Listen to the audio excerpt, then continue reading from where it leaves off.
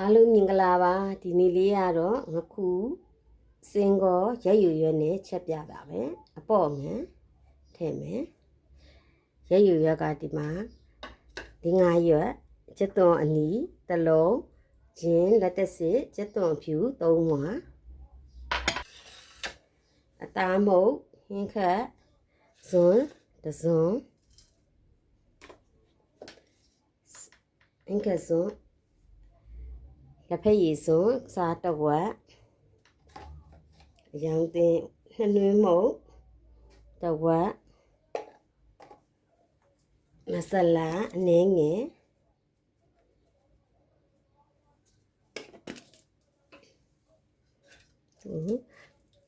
နေမယ်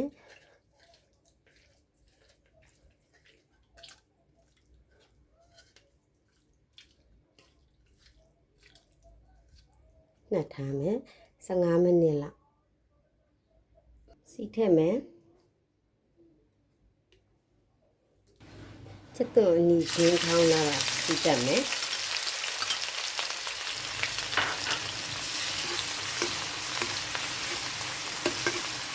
ချက်သွန်လေးတွေရဲလာပြီဆိုလို့ရှိရင်အရောင်တင်မုတ်ဟင်းစားစွန်းတစ်ဝက်ထည့်မယ်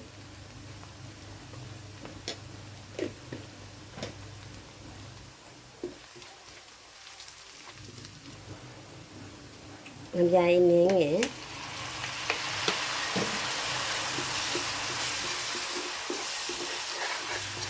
စီလေးလဲကျက်လာပြီကျက်သွန်နီလေးအနံလေးလဲငရေသီးမှန်လေးလဲမှုေးလာပြီဆိုလို့ရှိရင်တစ်ခုထည့်ပါမယ်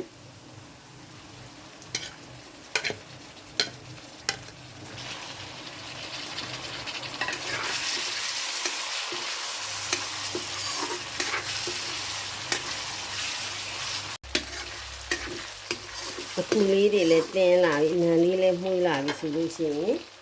ရေအနည်းငယ်လေးထည့်ပြီးတော့5မိနစ်10မိနစ်လောက်ခဏထုတ်ထားလိုက်မယ်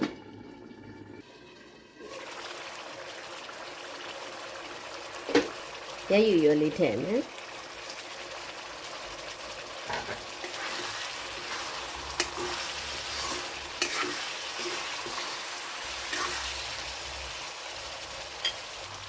ရှမ်းနဲ့နံလေးအုပ်မယ်